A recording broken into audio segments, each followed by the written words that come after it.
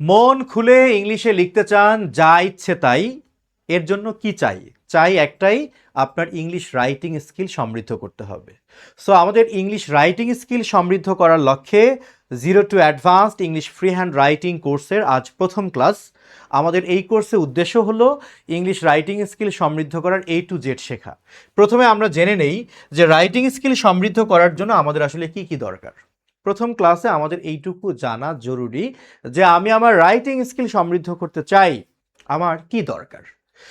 মনে রাখবেন, আপনি শুধু চাইলেই হবে না, আপনার যদি মন খুলে ইংলিশে লেখার ইচ্ছা হয়, এর জন্য আপনাকে ধারাবাহিকভাবে কিছু বিষয়ের উপর ধারণা অর্জন করতে হবে, অনুশীলন তো করতেই হবে। আপনারা দেখতে পাচ্ছেন স্ক্রিনে আমি 7টি বিষয়কে গুরুত্বপূর্ণ মনে করেছি। তার মানে যদি কেউ এই 7টি বিষয় ভালোভাবে ধারণ করতে পারে, তার পক্ষে মন খুলে ইংলিশে লেখা সম্ভব। কোন উদ্দেশ্যে লিখবেন ডাজেন্ট ম্যাটার।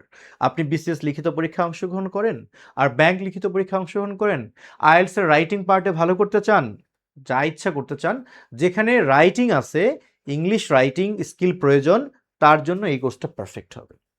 1 নম্বরে দেখেন আমি লিখে রেখেছি basic English grammar for writing. Yes, কোর্সটা যদিও বা রিটেনের, কিন্তু ইংরেজিতে লেখার ক্ষেত্রে আপনার বেসিক গ্রামার প্রয়োজন আছে। বেসিক গ্রামার বললে তো অনেক কিছুই বোঝায়, কিন্তু আমি এখানে অনেক কিছুর কথা বলছি না, যেগুলো আপনার শুধু লেখার জন্য জরুরি। লাইক 12টি টেন্সের ব্যবহার, মডাল ভার্বের ব্যবহার, প্রেপোজিশনের ব্যবহার, ডিটারমিনারের সঠিক প্রয়োগ, ফ্রেজ ক্লোজের প্রয়োগ, অ্যাসার্টিভ থেকে exclamatory sentence, simple complex compound sentence. এই বেসিকগুলো না জেনে ভাই আপনি কেমনে আপনার রাইটিং স্কিল সমৃদ্ধ করতে পারেন? উত্তর আছে? আমার মনে হয় আপনার কাছে উত্তর নেই। এগুলো আপনাকে জানতেই হবে, কোনো ওয়ে নাই এগুলো না জেনে আপনি রাইটিং স্কিল সমৃদ্ধ করবেন, কোনো উপায় নেই। আজ জানেন অথবা আগে থেকেই জানেন, এগুলো আপনাকে জানতে হবে। দেন বেসিক সেন্টেন্স স্ট্রাকচারস, বাক্যের কিছু মৌলিক গঠন আছে, যেমন সাবজেক্ট ভার্ব অবজেক্ট দিয়ে আমরা বর্ণনামূলক বাক্যগুলো লিখে থাকি, এরকম কিছু মৌলিক গঠন বা বেসিক স্ট্রাকচার আপনাকে শিখতে হবে বা জানতে হবে। অনেকে না বুঝেই কিংবা ভাব নিয়ে বলে যে সব স্ট্রাকচার জানতে হয় না, এমনি পারা যায়। আমি জানি না তারা কেমনে পারে, আসল ঘটনা তারা আগে থেকেই জানে, তাই জানার পর বলে যে স্ট্রাকচার লাগে না। আপনি নিশ্চিত থাকেন, ন্যূনতম কয়েকটি স্ট্রাকচার না জেনে পৃথিবীতে কারো পক্ষে সঠিক বাক্য লেখা সম্ভব না, নেক্সট টু ইম্পসিবল। হয়তো সে নতুন করে জানছে অথবা আগে থেকেই জানে, বাট তাকে জানতে হবে। এবার আসেন topic based vocabulary. Topic based vocabulary, topic based vocabulary বলতে কি বোঝাচ্ছে? হ্যাঁ, গুরুত্বপূর্ণ কিছু টপিকের উপর আমরা ভোকাবুলারি শিখব। কেমন সেটা? ফর এক্সাম্পল, আমি এখানে লিখলাম এনভায়রনমেন্ট, অর্থাৎ পরিবেশ নিয়ে লিখতে গেলে দেখবেন আপনি পরিবেশ নিয়ে যা লিখতে চান, প্যারাগ্রাফ, এসে বা কোনো আর্টিকেল, বা আপনি পরিবেশের উপর একটা বিশাল বড় রিসার্চ পেপার নোট করতে চান, দেখবেন কিছু শব্দ আছে যেগুলো ফ্রিকুয়েন্টলি ইউজড, মানে একই টাইপের ওয়ার্ড প্রায় বারবার ব্যবহার হয়। এরকম একটা ভোকাবুলারি বা ওয়ার্ড বা লেক্সিকনের লিস্ট আমার কাছে আছে, আমি আপনাকে দিব। এই টপিকটার উপর আমরা ধরেন 150 থেকে 200টা ওয়ার্ড শিখব। এভাবে যদি আমরা গুরুত্বপূর্ণ 15 থেকে 20টি টপিকের উপর আমরা ওয়ার্ড ফ্রেজ শিখতে পারি, তাহলে ওই টপিকগুলো থেকে আমি কোনো কিছু লিখতে চাইলে আমার দরিদ্র কিংবা হতদরিদ্র ওয়ার্ড দিয়ে লিখতে হবে না। আমার লেখার মান সুন্দর হওয়ার পেছনে আমার সেই ওয়ার্ডগুলো গুরুত্বপূর্ণ অবদান রাখবে। এভাবে আপনাকে টপিক বেসড ভোকাবুলারি শিখতে হবে। ওকে, দেন 4 নম্বরে বলেছে ট্রান্সলেশন প্র্যাকটিস। আপনাকে অনুবাদের অনুশীলন করতে হবে, সেটা হোক বাংলা থেকে ইংলিশ কিংবা ইংলিশ থেকে বাংলা, অনুবাদ অনুশীলন করতে হবে। দেন রিডিং প্র্যাকটিস, আপনার রিডিং এর উপর অনুশীলন করতে হবে। প্রথমে ছোট ছোট কিছু প্যাসেজ পড়ে আমরা এটার থিম বোঝার চেষ্টা করব। এরপরে আমরা প্যাসেজের পরিসর বড় করব, তারপর প্যাসেজটা আরো কঠিন প্যাসেজ পড়ব। এভাবে আপনাকে জিরো থেকে অ্যাডভান্সড রিডিং কম্প্রিহেনশনের উপর স্কিল বাড়াতে হবে, যেন আপনি প্যাসেজ পড়ে 2টা কাজ করতে পারেন। এক, ওই প্যাসেজ থেকে যে কোনো থিমেটিক কোয়েশ্চেন্সের যেন উত্তর করতে পারেন। 2, ওই প্যাসেজটা পড়ে যেন তাকে সামারাইজ করতে পারেন, সামারি লিখতে পারেন। তাহলে আপনার প্যাসেজ পড়া সার্থক এবং প্রমাণিত হবে আপনার রিডিং স্কিল সমৃদ্ধ হয়েছে। এরপর আসেন 6 নম্বরে রাইটিং আর্টিকেলস। আপনাকে বিভিন্ন বিষয়ের উপর আর্টিকেল লিখতে হবে ইংলিশে, আমি শেখাবো। দেন 7 নম্বর হচ্ছে পারফেক্ট ইনস্ট্রাক্টর। এই 6টা জিনিস ইমপ্লিমেন্ট করার জন্য আপনার একজন ভালো মানের ইনস্ট্রাক্টর বা শিক্ষক, যাই বলেন, মেন্টর প্রয়োজন হবে, যে আপনাকে সুকৌশলে এই 6টা বিষয় আপনার মধ্যে প্রয়োগ করাতে পারবে। আপাতত আপনারা ইএনজি লার্নিংকে যে বিশ্বাস করে ভর্তি হয়েছেন, সেই হিসাবে আমি বলতে পারি আমি রুবেল রানা এই কোর্সের ইনস্ট্রাক্টর হিসেবে আপনাদের সাথে পুরো কোর্সের ক্লাসগুলো নিব ইনশাল্লাহ। আমার উপর একটু ভরসা করতেই পারেন। আশা করি ডে বাই ডে ভরসার গভীরতা কমবে না, আশা করি বাড়বে ইনশাল্লাহ। তাহলে আমরা এই বিষয়গুলো যদি ঠিকঠাকভাবে আয়ত্তে আনতে পারি, তাহলে বলাই যায় মন খুলে ইংরেজিতে লিখতে পারবেন যা ইচ্ছা তাই। তাহলে আমরা শুরু করি। যেহেতু আমাদের আজকে প্রথম ক্লাস, আমরা আগে 1 নাম্বার পার্টটা নিয়ে কাজ করব, তারপর 2, তারপর 3, তারপর 4, তারপর 5, 6, এভাবে আমরা যাব। এর মধ্য দিয়ে আপনার সিলেবাসের সব কিছু কাভার হবে। এখানে আপনি translation, Bengali English, English to Bengali, reading comprehension, summary writing, essay writing, focus writing, argumentative writing, feature writing, কি চান ভাই? আপনার মাথায় যা আছে তা তো থাকবেই, আপনি যা ভাবেন নাই তাও থাকবেই কোর্সে। নির্ভর করবে আপনি ধৈর্য নিয়ে কতটা গ্রহণ করতে পারেন তার উপর। সো আমরা শুরু করি। আমি যদি বলি English free hand writing skill সমৃদ্ধ করার হাতে খড়ি কি, আমাকে বলতে হয় আপনাকে আগে পার্টস অফ সেন্টেন্স দিয়ে শুরু করতে হবে। আপনি একটা সেন্টেন্স নিয়ে ডিল করবেন, আর সেন্টেন্সের বিভিন্ন অংশের সাথে আপনি পরিচিত না, আপনি জানেন না কোনটা সাবজেক্ট, কোনটা ভার্ব, কোনটা অবজেক্ট, বোঝেন না অবজেক্ট কি আর কমপ্লিমেন্ট কি, অ্যাডভার্ব কি, অ্যাডভার্বিয়ালস কি, আপনি এগুলো জানেন না। আপনি কিভাবে সেন্টেন্স নিয়ে ডিল করবেন? সারা জীবন আমি ভাত খাই, আমি গান গাই, এরকম ছোট ছোট বাক্য লিখে আপনার রাইটিং স্কিল সমৃদ্ধ হবে না, বরং আপনার সেন্টেন্সের দৈর্ঘ্য বড় করতে হবে। আর সেন্টেন্সের দৈর্ঘ্য বড় করতে গেলে আপনাকে পার্টস অফ সেন্টেন্সেস বা সেন্টেন্সের বিভিন্ন অংশের সাথে পরিচিত হতে হবে। তো চলুন আমরা ছোট্ট একটা চার্টের মধ্য দিয়ে একটা সেন্টেন্সের বিভিন্ন অংশের সাথে একটু পরিচিত হই। অবশ্যই কলমের ক্যাপ খুলে খাতায় লেখা শুরু করেন আমার সাথে, যদি শিখতে চান খুব ভালো হবে, একটু লিখে নেবেন প্লিজ। আমরা যদি একটা বাক্যের ভার্ব খুঁজে বের করি, সবার আগে আপনাকে বাক্যের ভার্ব খুঁজে বের করতে হবে। আপনি যখন একটা বাক্যের ভার্ব খুঁজে পাবেন, সেই বাক্যের আপনি সব খুঁজে পাবেন। কি চান? Subject, verb, object, complement, adverbials, আপনি সব খুঁজে পাবেন। সবার আগে বাক্যের ভার্ব বা ক্রিয়াটাকে খুঁজে বের করব। প্রশ্ন হলো, আমি তো ভার্বই চিনি না, সে যদি কেউ বলে, তাকে কিভাবে বুঝাবো? যে শব্দটা পড়লে মনে হবে, আপনার মনে হবে যে এটা একটা কাজ বোঝাচ্ছে। এখন যদি কেউ বলে স্যার আমি তো কাজই বুঝি না, হ্যাঁ আমি বুঝাতে পারবো তাকে। তার জন্য আমার উপায় হলো, যা সম্পূর্ণ করার জন্য আপনার পঞ্চ ইন্দ্রিয় প্রয়োজন হয়। পঞ্চ ইন্দ্রিয় কি? নাক, চোখ, কান, ত্বক, জিহ্বা, পঞ্চ ইন্দ্রিয় প্রয়োজন হয়। কিংবা আপনার হাত, মাথা, পা প্রয়োজন হয়। কি বলছি? যে জিনিসটা সম্পূর্ণ করার জন্য আপনার পঞ্চ ইন্দ্রিয়ের প্রয়োজন হয়, হাত অথবা মাথা অথবা পা প্রয়োজন হয়, সেটা একটা কাজ।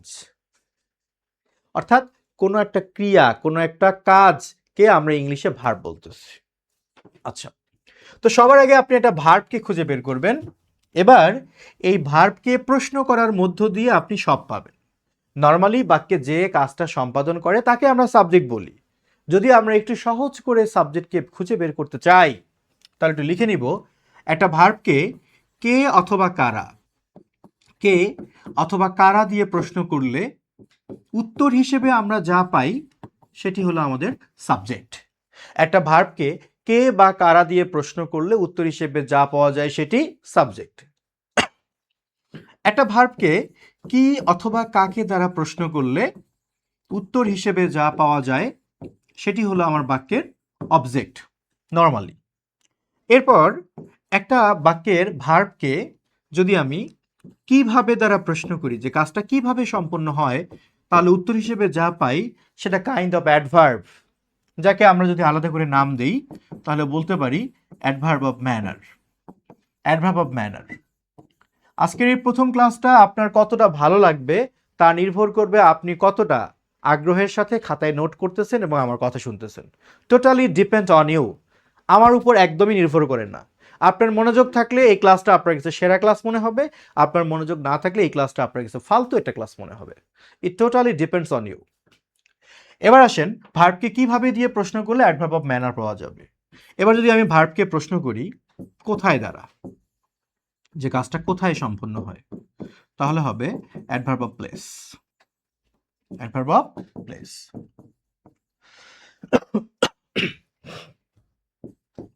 যদি আমরা ভার্বকে প্রশ্ন করি সরি কখন দ্বারা,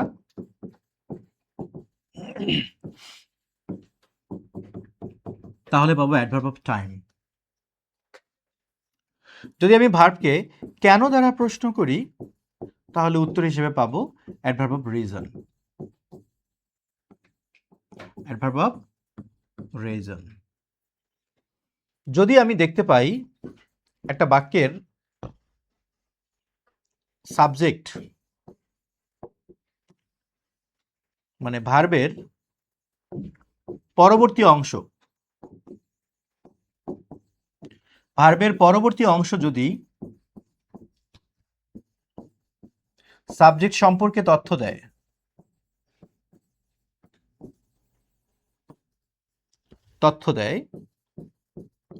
তাহলে সেটি হবে সাবজেক্টিভ কমপ্লিমেন্ট। সাবজেক্টিভ কমপ্লিমেন্ট লিখে রাখেন, সেটি হবে সাবজেক্টিভ কমপ্লিমেন্ট। অর্থাৎ আপনি ভার্বের পরে এমন একটা অংশ খুঁজে পেলেন যে অংশটা পড়লে আপনার কাছে মনে হচ্ছে এটা যেন বাক্যের সাবজেক্ট সম্পর্কে আরো বাড়তি কিছু তথ্য দিচ্ছে, তখন এর নাম হবে সাবজেক্টিভ কমপ্লিমেন্ট। আমার মনে হয় এতক্ষণে আপনাদের লিখে নেওয়া শেষ। তো এবার আমরা আলোচনায় যেতে পারি, একটু আমরা বিস্তারিত বুঝে নিতে পারি। তাহলে আমরা আরেকবার দেখে নেই, একটা বাক্যের যে কোনো পার্ট বা অংশ নির্ণয় করার জন্য আপনাকে সবার আগে বাক্যের ভার্ব খুঁজে বের করতে হবে। সেই ভার্বকে একটু একটু করে প্রশ্ন করে ভার্বকে অবজার্ভ করার মধ্য দিয়ে আপনি সেন্টেন্সের অন্যান্য পার্টগুলো সহজে খুঁজে পাবেন। আচ্ছা, ভালো কথা। তো আমি প্রথমে কিছু সহজ কিছু বাক্য দিয়ে আপনাদেরকে বোঝানোর চেষ্টা করি। যেমন একটা বাক্য যদি আমি লিখি, যে একদম সহজ করে দিব,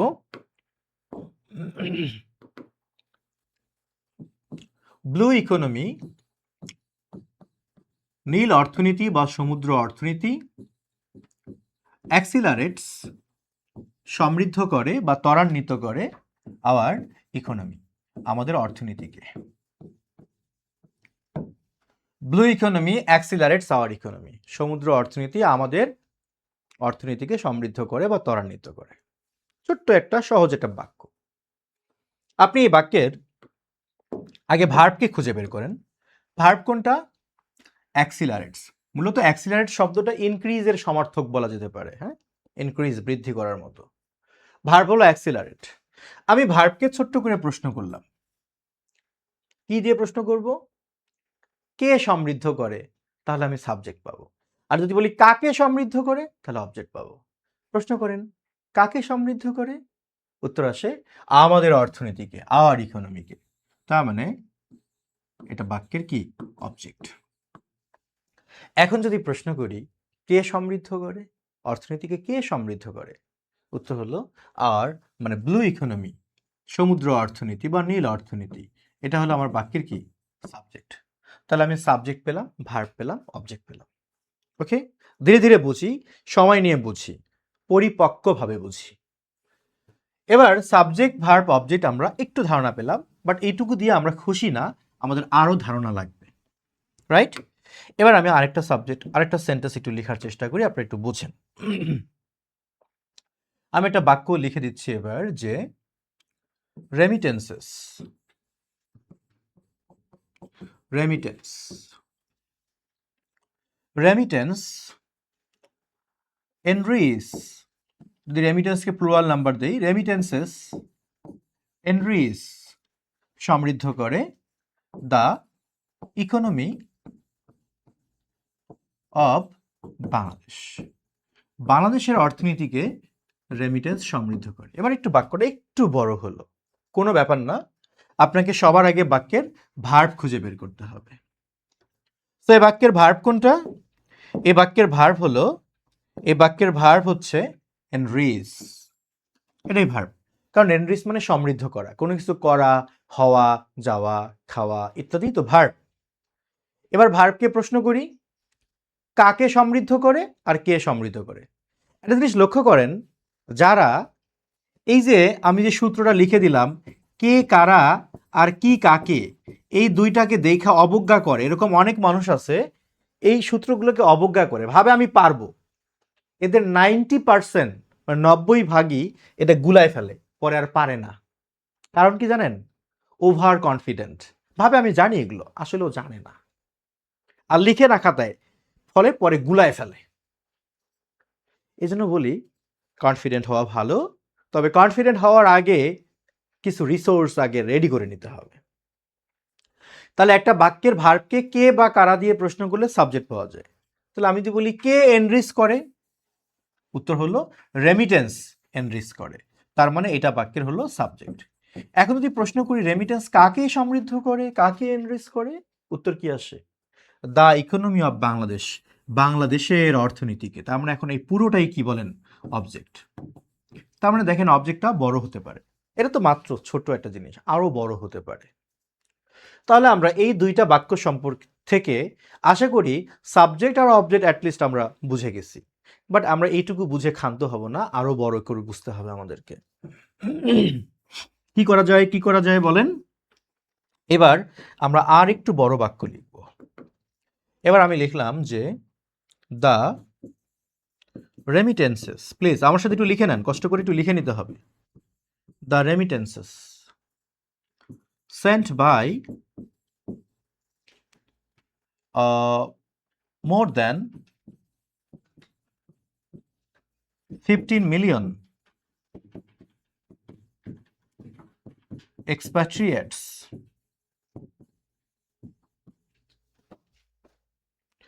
এরপর আমি লিখে দিলাম যে enrich the least developed economy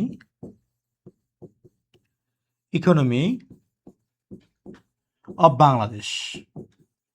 বাক্যটা এবার একটু বড় হয়ে গেল, তাই না? এটা ছিল আমাদের 0, এটা আসলে একটু কি অ্যাডভান্সড। তো আমরা তো এই কোর্সে শিখবো এই 0 to advanced। The remittances sent by more than 15 million expatriates enrich the less developed economy of Bangladesh.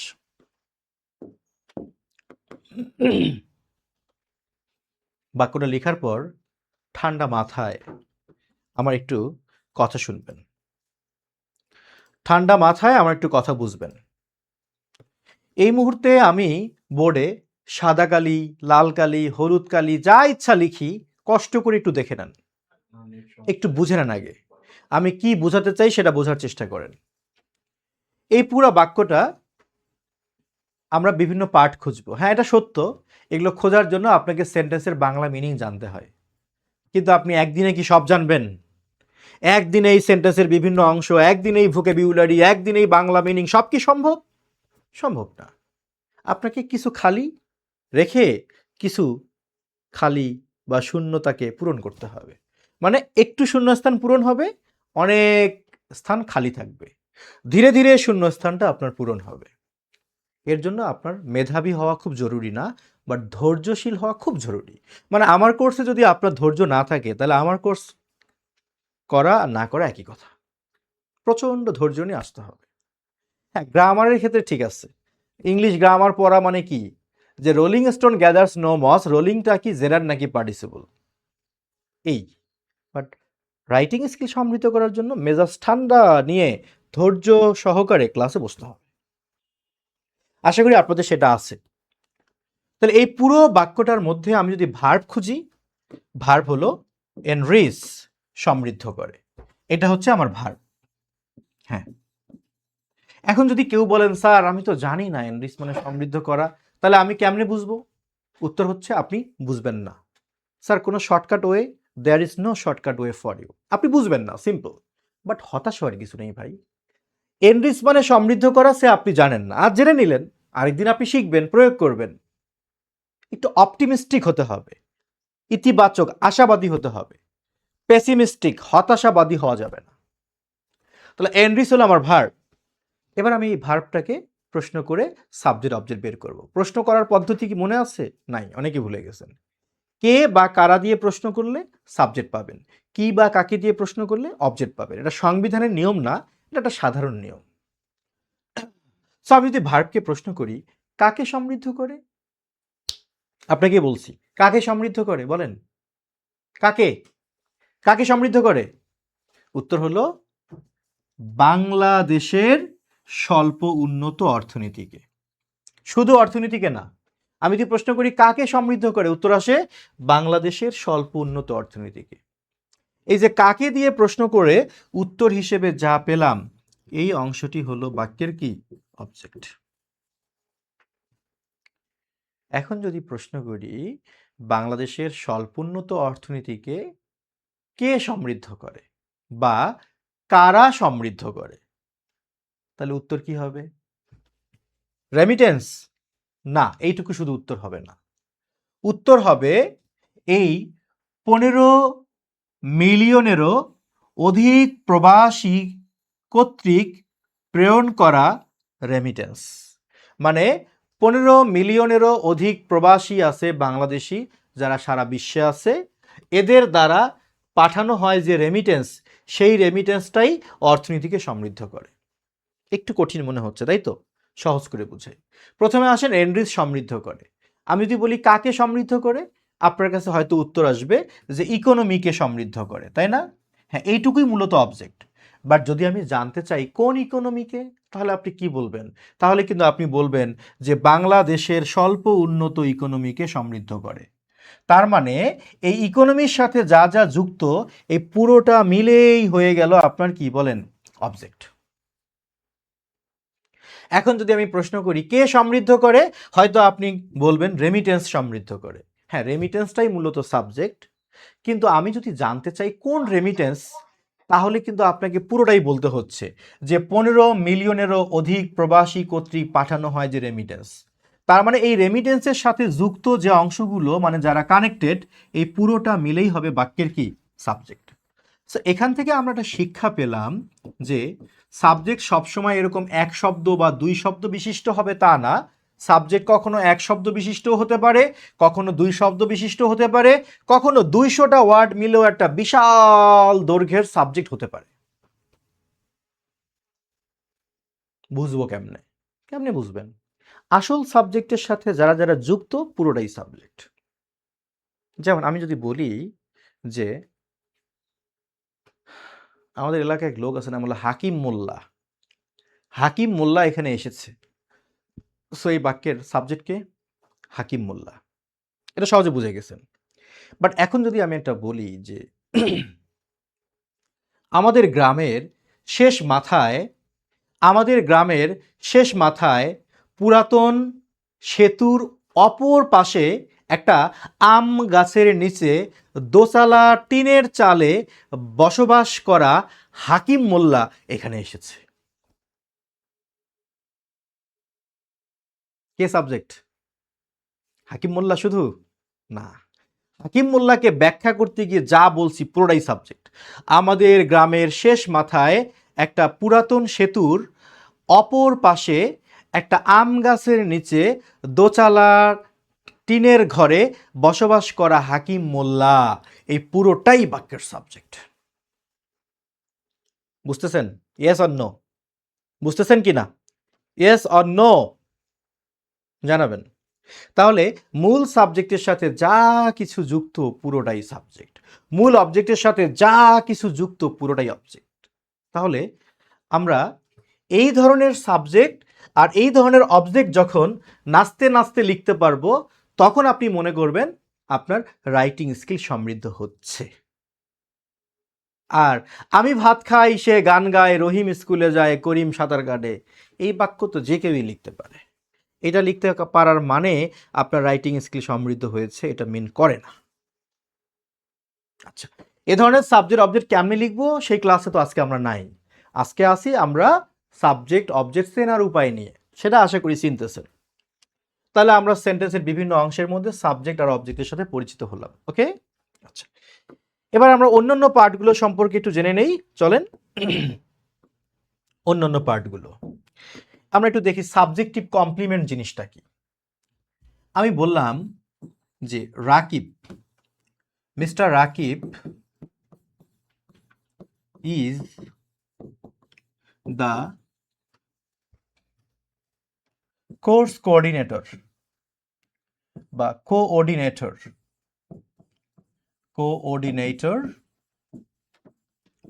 Of this course.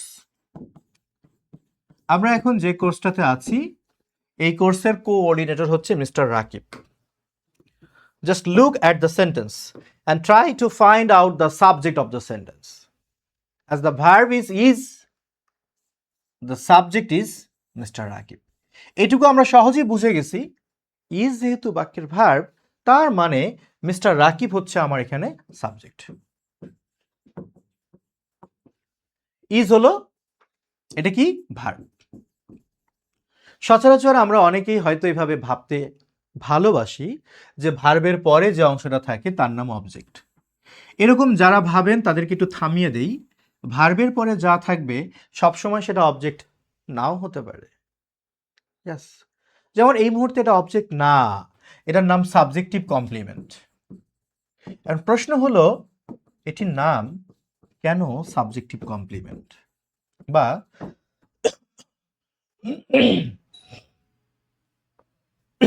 Sorry, মাঝে মাঝে একটু কাশিতে আপনাদের কষ্ট হচ্ছে বুঝতেছি, আমি দুঃখিত। এর নাম হলো সাবজেক্টিভ কমপ্লিমেন্ট। এর নাম সাবজেক্টিভ কমপ্লিমেন্ট কেন, আমরা সেটা বুঝবো কিভাবে? ঠান্ডা মাথায় আপনারা একটু বুঝে নেন। একবার ভাবেন তো, আমি যদি এই দ্বিতীয় অংশটাকে বাদ দিই, সে এখান থেকে শুরু করে এই অংশটা আমি বাদ দিয়ে দিলাম, বাক্যটা কি থাকবে? শুধু যে মিস্টার রাকিব ইজ। তো ভালো কথা, ইজ মানে কি হয়, তখন আপনারা জানতে ইচ্ছা করবে না মিস্টার রাকিব কে? Who is mister Rakib? Mister Rakib বাক্যের subject, but who is mister Rakib? এই বাক্যটার দিকে তাকান, এই বাক্যটার দিকে তাকালে কি মনে হয় মিস্টার রাকিব এর পরিচয় কমপ্লিট না ইনকমপ্লিট? বলেন তো, এখানে মিস্টার রাকিবের পরিচয় কমপ্লিট নাকি ইনকমপ্লিট? অবশ্যই ইনকমপ্লিট। মানে কে ইনকমপ্লিট? এই যে সাবজেক্ট, এই সাবজেক্টটা ইনকমপ্লিট। এখন আপনি বলে দিলেন আচ্ছা ঠিক আছে, মিস্টার রাকিব কে? তাই তো বলতেছি, মিস্টার রাকিব হচ্ছে এই কোর্সের কোর্স কোঅর্ডিনেটর।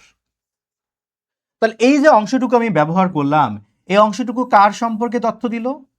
সাবজেক্ট সম্পর্কে। সাবজেক্টটা ইনকমপ্লিট ছিল, সেই ইনকমপ্লিট সাবজেক্টটাকে কমপ্লিট করলো এই অংশটা। যে কোনো ইনকমপ্লিট বিষয়কে কমপ্লিট করে তার নামই তো কমপ্লিমেন্ট। এখন এ যেহেতু সাবজেক্টকে কমপ্লিট করেছে, তাই এর নাম সাবজেক্টিভ কমপ্লিমেন্ট। এই জন্য আমি শুরুতে আপনাদেরকে লিখে দিয়েছিলাম, যখন মনে হবে কোনো ভার্বের পরে যে অংশটা ব্যবহার করা হয়েছে এই অংশটা সাবজেক্ট সম্পর্কেই তথ্য দিচ্ছে, তখন আপনি বুঝে নেবেন ওইটার নাম অবজেক্ট না, বরং ওইটার নাম হলো সাবজেক্টিভ কমপ্লিমেন্ট। আমার মনে হয় আপনার মনোযোগ ঠিক থাকলে আশা করি আমি আপনাকে বুঝাইতে সক্ষম হয়েছি। তবুও আরও একবার যাচাইয়ের জন্য আমরা আরও একটা সেন্টেন্স নিতে পারি। Another example for you. আমি যদি বলি Bangladesh is a riverine country. Bangladesh হচ্ছে একটা নদীমাতৃক বা দেশ। Here the subject is Bangladesh. এবার আপনি লক্ষ্য করেন এই ভার্ব হলো ইজ, ভার্বের পরে যে অংশটুকু আছে এটা কিন্তু সাবজেক্ট সম্পর্কে তথ্য দিচ্ছে, যে বাংলাদেশ সেই একটা নদীমাতৃক দেশ। তা আমরা নিঃসন্দেহে এই অংশটা হলো আমার সাবজেক্টিভ কি কমপ্লিমেন্ট। আমার মনে হয় আপনারা সাবজেক্টিভ কমপ্লিমেন্টও বুঝে গেছেন। তাই বলে আবার মুখস্থ করে নেন না যে বি ভার্বের পরে যেই থাকে তার নাম সাবজেক্টিভ কমপ্লিমেন্ট। নাও থাকতে পারে। প্রমাণ চান? প্রমাণ দিচ্ছি। আমি যদি বলি he is in the room, সে কক্ষের ভেতরে আছে, এখানেও কিন্তু বি ভার্ব আছে, তারপরেরটা কিন্তু এটা সাবজেক্টিভ কমপ্লিমেন্ট না। তাহলে এটা কি? এটা একটু পরে বুঝাবো। সোজা কথায় শর্টকাট নিয়ম শিখবেন না, এগুলো জীবনে অনেক ঝামেলা করবে। কি দরকার? আপনি চোখ কান খুলে বুঝবেন। যখন আপনি দেখবেন যে ভার্বের পরে যে অংশটা ব্যবহার করা হয়েছে সেটা সাবজেক্টের আরেকটা পরিচয়, তখনই আপনি বুঝে নেবেন তার নাম সাবজেক্টিভ কমপ্লিমেন্ট। ঝামেলা যাওয়ার দরকার আছে? এইভাবে চিন্তা করবেন। এখন আমি যদি বলি যে আই অ্যাম টায়ার্ড, আমি ক্লান্ত, এখানে টায়ার্ড কিন্তু সাবজেক্টিভ কমপ্লিমেন্ট। কেন? খেয়াল করেন, আমি বলতে যে মানুষটা, সেই মানুষটাই কিন্তু ক্লান্ত। তাহলে যে আমি সেই তো ক্লান্ত, তার মানে এটাও সাবজেক্টিভ কমপ্লিমেন্ট। তাহলে আমাদের সারমর্ম কি আসলো? ভার্বের পরে যদি এমন কোনো অংশ ব্যবহার করা হয় যা সাবজেক্ট সম্পর্কে আলাদা করে পরিচয় দিচ্ছে, তার নাম হবে সাবজেক্টিভ কমপ্লিমেন্ট। আমার মনে হয় আপনারা সাবজেক্টিভ কমপ্লিমেন্ট সম্পর্কেও বুঝে গেছেন। তাহলে আমরা সাবজেক্ট চিনলাম, অবজেক্ট চিনলাম, সাবজেক্টিভ কমপ্লিমেন্ট চিনলাম। এখন আমরা শিখবো অ্যাডভার্বিয়ালসগুলো, like adverb of manner, place, time, reason. এগুলো আপনাকে চিনতেই হবে। এগুলো না চিনে আপনি রাইটিং স্কিল সমৃদ্ধ করতে পারবেন না, মোটামুটি নিশ্চিত থাকতে পারেন। আমি ওয়ারেন্টি, গ্যারান্টি দুটা দিয়েই বলতে পারি। এবার আমার সাথে একটা বাক্য লিখে নেন। লিখেন যে টু লার্ন ইংলিশ, ইংরেজি শেখার জন্য, কমা চিহ্ন দেন একটা, দিয়ে লিখবেন we join mister Rubel Rana. জয়েনের পর উইথ দিতে হয় না, ওকে? উইথ দিতে হয় না, রুবেল রানা। এবার যদি বলি যে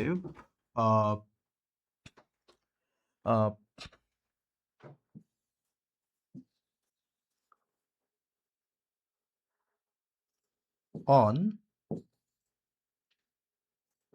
the Zoom cloud meeting,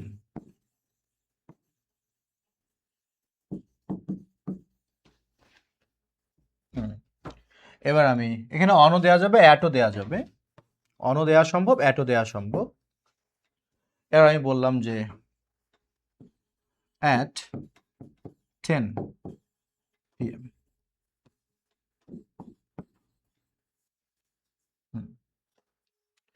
এই যে সেন্টেন্সটা আছে, to learn English we join mister Rubel Rana at the zoom cloud meeting at 10 PM। একটা বাক্য দিলাম যে ইংরেজি শেখার জন্য আমরা রুবেল রানার সাথে যোগ দেই, তার মানে তার সাথে যুক্ত হই। কোথায় যুক্ত হই? আমাদের লোকেশনটা হলো জুম ক্লাউড মিটিং। এখানে আমরা যুক্ত হই কখন? রাত 10টায়। এই সেন্টেন্সটা থেকে if you have been asked to find the parts of the sentences, যদি আপনাকে বলা হয় সেন্টেন্সের বিভিন্ন অংশগুলো খুঁজে বের করতে, আপনি সবার আগে ভার্ব খুঁজবেন। বাংলায় একটি কথা আছে, কান টানলে মাথা আসে। ইংরেজিতে আমি বলি ভার্ব টানলে সব আসে। আগে ভার্ব খুঁজে বের করবেন। এই বাক্যে আপনি অনেক ভার্ব খুঁজে পেতেই পারেন, কিন্তু আপনার জন্য মূল ভার্ব বা প্রিন্সিপাল ভার্ব কিন্তু এখানে লার্ন না, মূল ভার্বটা হলো জয়েন। এটা হলো আপনার ভার্ব। আপনি ভার্বকে প্রশ্ন করেন কারা জয়েন করে বা কে জয়েন করে, উত্তর হলো আমরা। কে বা কারা দিয়ে প্রশ্ন করলে আমরা উত্তর হিসেবে সাবজেক্ট পাই, এটি সাবজেক্ট, এস ফর সাবজেক্ট। কাকে জয়েন করি? মিস্টার রুবেল রানা। তাহলে এটাকে আমরা বলতে পারি object, O for object. Subject verb object পেলাম। এবার আমরা ভার্বকে যদি প্রশ্ন করি যে আমরা কখন জয়েন করি, উত্তর হলো রাত 10টায়, অ্যাট 10 PM। কখন দিয়ে প্রশ্ন করে উত্তর হিসেবে যা পাবেন তার নামই হলো অ্যাডভার্ব অফ টাইম, যা আমি শুরুতে বর্ণনা করেছি।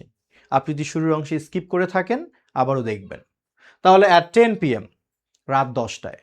কখন দিয়ে প্রশ্ন করলে উত্তর হিসেবে যা পাই সেটি অ্যাডভার্ব অফ টাইম। এখন যদি প্রশ্ন করি যে আমরা কোথায় জয়েন করি, উত্তর হলো at the zoom cloud meeting. এটি হচ্ছে place, that means adverb of place. এবার যদি আমি প্রশ্ন করি যে আমরা কেন জয়েন করি, কেন, উত্তর হলো টু লার্ন ইংলিশ। এই কেন দিয়ে প্রশ্ন করলে উত্তর হিসেবে যা পাওয়া যায় সেটি হলো অ্যাডভার্ব অফ কি, রিজন। তার মানে এই বাক্যে আপনি রিজন পেলেন, প্লেস পেলেন, টাইম পেলেন, সাবজেক্ট ভার্ব অবজেক্ট পেলেন। কেন বুঝবেন না? মনোযোগ দেওয়া দরকার। অনেকেরই কথা যে অনলাইন প্ল্যাটফর্মে ক্লাস করার অভিজ্ঞতা ভালো না, কিন্তু আমি তো উল্টা বলি। আমি মনে করি কেউ যদি আমাদের অনলাইন প্ল্যাটফর্মে মনোযোগ দিয়ে একটু ক্লাস করে, আশা করি অফলাইনের থেকেও তার অভিজ্ঞতা ভালো হতে পারে, যদি মনোযোগ দেয় ঠিকঠাক মতো।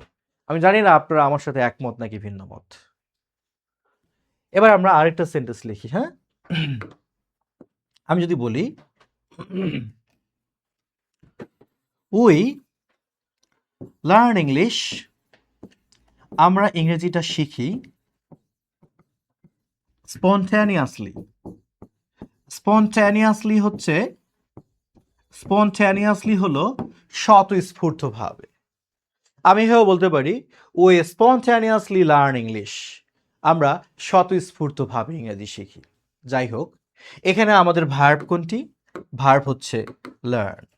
আমি যদি ভার্বকে প্রশ্ন করে কারা শেখে, উই এটা সাবজেক্ট, কি শিখি, ইংলিশ এটা অবজেক্ট।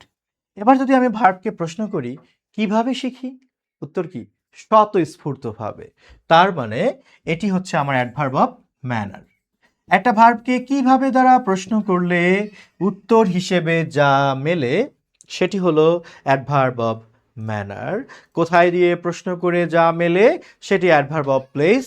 কখন দিয়ে প্রশ্ন করে যা মেলে সেটি অ্যাডভার্ব অফ টাইম। আর কেন দিয়ে প্রশ্ন করে যা মেলে সেটি হচ্ছে অ্যাডভার্ব অফ কি, reason. Manner, place, time, reason, এইটা যদি আপনি মনে রাখতে পারেন ভালো করবেন। এবার একটা জিনিস লক্ষ্য করেন, আমি এই বাক্যের শুরুতে কি লিখেছি, রিজন, তারপরে সাবজেক্ট, তারপর ভার্ব, তারপর অবজেক্ট, এরপরে প্লেস, এরপরে কি, টাইম। ইংরেজিতে একটা নিয়ম আছে, নিয়মটা হলো এরকম যে আগে ম্যানার নিতে হয়, তারপর প্লেস নিতে হয়, এরপরে টাইম নিতে হয়, তারপরে রিজন নিতে হয়। আপনার কি মনে হয় এই নিয়মটা আমার জানা নাই? আলহামদুলিল্লাহ, এটা আমার জানা আছে, কিন্তু এটা বাচ্চাদের নিয়ম। ইয়েস, এটা হলো বাচ্চাদের নিয়ম। কিরকম বাচ্চাদের নিয়ম? যারা যারা রাইটিংয়ের মাত্র হাতে খড়ি নিচ্ছে তাদেরকে আমি, না না, তাদেরকে আমি অবজ্ঞা অর্থে বলিনি, আমি একদম ইতিবাচকভাবে বলেছি, তারা রাইটিংয়ের শিশু। তারা চাইলে এভাবে নিয়ম ধরে প্রথমে সাবজেক্ট নেবে, তারপর ভার্ব, তারপর অবজেক্ট, এরপর ম্যানার, তারপর প্লেস, এরপর টাইম, এরপর রিজন।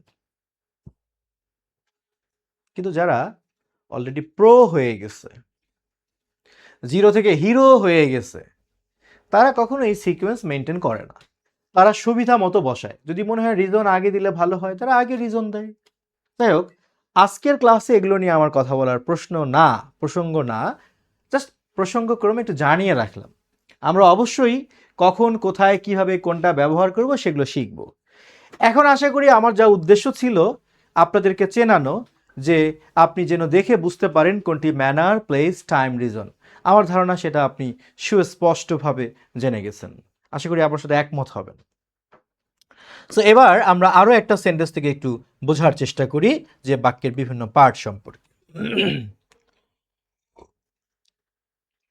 আমি যদি বলি যে she is in the reading room, এই অংশটি আমি আন্ডারলাইন করলাম ইন দ্য রিডিং রুম, আর আপনাকে প্রশ্ন করলাম এটি বাক্যের কি? কে বলতে পারবেন এটা বাক্যের কোন পার্ট? লিখেন কোনটা পার্ট। এটা সাবজেক্ট, অবজেক্ট, সাবজেক্টিভ কমপ্লিমেন্ট, নাকি কি এটা? লিখেন তো।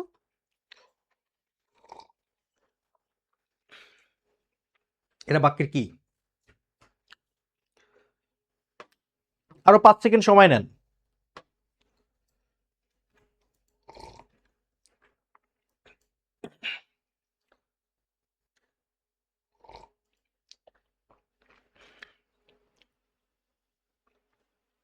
যে মনোযোগ দিয়েছে পুরো ক্লাসে সে কখনোই এটা ভুল করবে না।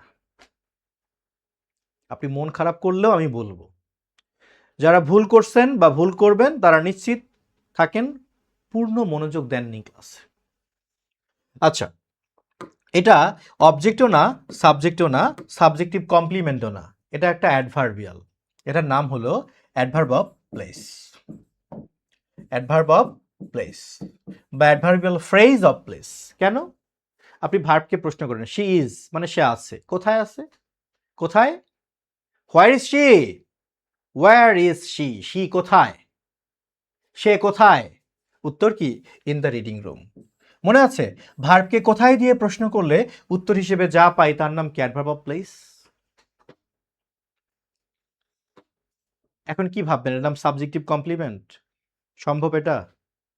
যদি হইতো এরকম, শি বলতে যে মানুষটাকে বুঝায় সে মানুষটা নিজেই একটা রিডিং রুম। শি বলতে যে ভদ্র মহিলাকে বুঝায় সে ভদ্র মহিলা নিজেই একটা পড়ার কক্ষ। যদি এমন হইতো তাহলে হয়তো এটা সাবজেক্টিভ কমপ্লিমেন্ট। বাস্তবিক এটা মানুষ কখনো পড়ার কক্ষ হতে পারে? পারে না। সুতরাং এটি হলো অ্যাডভার্ব অফ কি? প্লেস। যারা সাবজেক্টিভ কমপ্লিমেন্ট মনে করেছেন আমি ওভার শিওর তারা মুখস্থ করেছেন বি ভার্বের পরেরটার নাম সাবজেক্টিভ কমপ্লিমেন্ট, যা আমি আপনাদেরকে শিখতে অনুৎসাহিত করেছিলাম। আমি বলেছিলাম চোখ খুলতে হবে, খুলে দেখতে হবে, যদি মনে হয় এই সাবজেক্ট আর সাবজেক্টের পরের অংশটা দুইটাই একটা মানুষ, মানে যদি এমন হইতো যে সেই পড়ার কক্ষ, তাহলে এটার নাম সাবজেক্টিভ কমপ্লিমেন্ট হতো। বিষয়টা কি এরকম? না। সুতরাং এটার নাম সাবজেক্টিভ কমপ্লিমেন্ট না, অবজেক্টও না, এটা অ্যাডভার্ব অফ কি? প্লেস। এবার যদি আমি লিখি শি ইজ মাই সিস্টার, সে আমার বোন, এখানে মাই সিস্টারটা কি হবে একটু গেস করেন তো?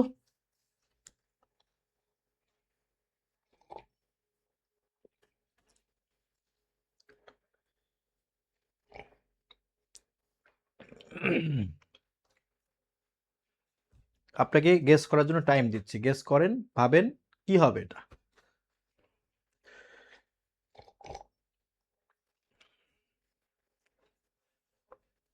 আচ্ছা, ধরে নিলাম আপনি কিছুই ভাবে পাননি। ওকে,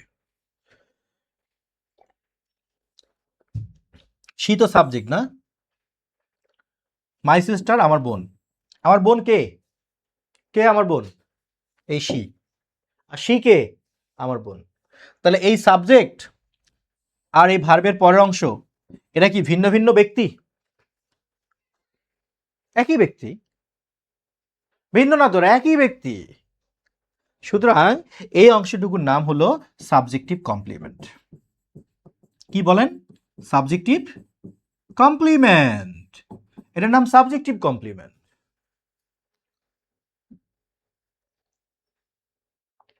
ক্লিয়ার?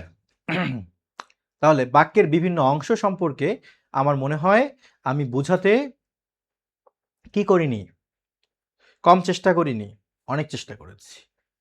আমার ধারণা আপনি মনোযোগ দিলে এতক্ষণে বুঝে গেছেন। সো আমাদের পার্টস অফ সেন্টেন্স সম্পর্কে বোঝা হয়ে গেল। যদি তবুও আপনার বুঝতে কষ্ট হয় তাহলে বুঝে নেবেন আপনার বেসিকের অবস্থা আরো ভয়াবহ। তখন আপনার উচিত হবে কি, এই ক্লাসটা আরো 4 বার করা, দেখবেন আপনি ঠিকই বুঝে যাবেন। এইবার আমরা একটু সেন্টেন্সের সাথে পরিচিত হব। Assertive sentence, interrogative sentence, imperative sentence, operative sentence, exclamatory সেন্টেন্সের সাথে পরিচিত হব। কেন? হ্যাঁ লাগবে তো, এগুলো লাগবে। যদি সেন্টেন্সের সাথে পরিচিত হতে না পারি তাহলে আমরা এই সেন্টেন্সগুলো এগুলো কিন্তু আমরা লিখতে পারবো না, এগুলো কিন্তু আমরা লিখতে পারবো না। সো আমরা একটু সেন্টেন্সের সাথে আগে পরিচিত হই। প্রথমে আসেন অ্যাসার্টিভ সেন্টেন্স। আমরা জানি অর্থ অনুসারে বাক্য কয় প্রকার জন্য? 5 প্রকার। ফাইন। সেই 5 প্রকার বাক্যের একটা হলো অ্যাসার্টিভ সেন্টেন্স। সুন্দর করে লিখে নিতে পারেন, সাধারণ বর্ণনা মূলক বাক্য। সাধারণ বর্ণনামূলক বাক্যই হলো অ্যাসার্টিভ সেন্টেন্স। ওকে, এখন এই সাধারণ বর্ণনা দুভাবে হতে পারে। কিভাবে? একটা হলো অ্যাফার্মেটিভ ওয়েতে, মানে হ্যাঁ বোধক, মানে আপনার বর্ণনাটি হ্যাঁ বোধক হতে পারে, হ্যাঁ সূচক হতে পারে। যেমন লোকটি আমাকে ভালোবাসে, সাধারণ বর্ণনা কিন্তু হ্যাঁ সূচক। এখন আমি বলতে পারি লোকটি আমাকে ভালোবাসে না, এটিও সাধারণ বর্ণনা কিন্তু না সূচক। তার মানে অ্যাসার্টিভ সেন্টেন্সকে আমরা দুইভাবে ডিল করতে পারি, in affirmative way and in negative way. এই দুইভাবে আমরা কোনো জিনিসকে ডিসক্রাইব করতে পারি, বর্ণনা করতে পারি। তাই বলা হয় অ্যাসার্টিভ সেন্টেন্স দুই ধরনের, অ্যাফার্মেটিভ অ্যান্ড নেগেটিভ। আমরা অবশ্যই কিভাবে হাবোধক বাক্য লিখতে হয়, কিভাবে নাবোধক বাক্য লিখতে হয়, কখন do not, does not, did not যুক্ত করতে হয়, সবই শিখব। প্রথমে আমরা সেন্টেন্সের সাথে একটু পরিচিত হই, তো এটা আগে হই। আচ্ছা, এগুলো আমরা শিখব কেন? কেন শিখব? এর কারণটা দেখেন, একটা বাক্য দেখতে পাচ্ছেন স্ক্রিনে। বাংলাদেশের সাধারণ মানুষ মনে করেন 2026 সালে ত্রয়োদশ জাতীয় সংসদ নির্বাচন হয়েছে। হয়েছে না? হয়েছে। সেই নির্বাচনে যিনি নবনির্বাচিত প্রধানমন্ত্রী, সেই প্রধানমন্ত্রী চাঁদাবাজি, দুর্নীতি, সন্ত্রাসবাদকে গ্রহণ করবে না। এটা মানুষের ধারণা ছিল যে গ্রহণ করবে না, তারা মনে করেছিল। তো দেখেন, এটা কিন্তু একটা সাধারণ বর্ণনা, যে টেন্সই হোক, পাস্ট টেন্স হোক, ফিউচার হোক, প্রেজেন্ট হোক, ডাজন্ট ম্যাটার, কিন্তু বাক্যটা একটা সাধারণ বর্ণনা। তবে সাধারণ বর্ণনা হলেও এইখানে দেখেন দুইটা অংশ, এটা একটা অংশ, এটা হলো অ্যাফার্মেটিভ হাবোধক, আর পরের অংশটা গ্রহণ করবে না, এটা কিন্তু নেগেটিভ। তো যখন আপনি অ্যাফার্মেটিভ নেগেটিভ সেন্টেন্স তৈরি করা শিখবেন, তখন আপনি এই ধরনের বাক্যগুলো অনুবাদ করতে পারবেন। আমি ভাত খাই, আই ইট রাইস, আর আমি ভাত খাই না, I do not eat rice, এটা আপনি পারেন, আমি জানি। আমি আপনাকে এই কোর্সে এই ধরনের সেন্টেন্স দিয়ে উদাহরণ দিব না, আমি দেব এরকম অ্যাডভান্স সেন্টেন্স, যা আসলে আমার এক্সাম পেপারে প্রয়োজন হয়, যে টাইপের সেন্টেন্স, ইনশাল্লাহ আমরা সেই টাইপের সেন্টেন্সকে এক্সাম্পল হিসেবে নিব। আচ্ছা, তাহলে জাস্ট এই বাক্যটা এখন কি অনুবাদ করব? একদমই না। এই বাক্যটি আপনাকে দেখাচ্ছি, প্রয়োজন বুঝাচ্ছি যে অ্যাফার্মেটিভ নেগেটিভ আপনি কেন শিখবেন, এটা আপনিই করতে পারবেন। Just wait and watch. এবার আসেন আমরা বলি, আরেকটা বাক্য আছে কি, নিরক্ষর মানুষরা লিখতেও পড়তে জানে না, মানে এটা কি সেন্টেন্স? Negative sentence. এখানে সাবজেক্ট কে? নিরক্ষর মানুষরা। ভার্ব কি? জানে না। এগুলো আমরা লিখতে পারবো, সমস্যা নেই, শুধু বুঝাইলাম যে এটা নেগেটিভ সেন্টেন্স। আচ্ছা, এবার আসেন ইন্ট্রোগেটিভ সেন্টেন্স সম্পর্কে একটু বেসিক আগে জানি আমরা। ইন্ট্রোগেটিভ সেন্টেন্সটা কি? ইন্ট্রোগেটিভ সেন্টেন্স হচ্ছে যা